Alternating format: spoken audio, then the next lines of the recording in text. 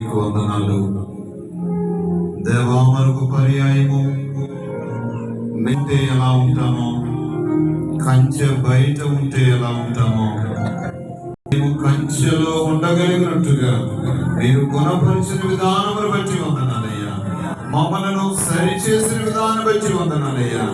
లోకములో పాపములు శాపములు సంఘములకు వెలుపల ఉంటున్నటువంటి పరిస్థితుల్లో దేవా, తరచువే పాము యొక్క నైనా పరిస్థితుల్లో పడకుండగలిగినట్లుగా ప్రభువా, ఈ సంఘము మీ యొక్క స్వరక్తమిచ్చి సంపాదించినటువంటి సంఘమును ప్రభువా మీరు జ్ఞాపకం చేసుకుని తండ్రి స్థిరపరుస్తూ ఉన్నందుకు వందనాలయ్యా.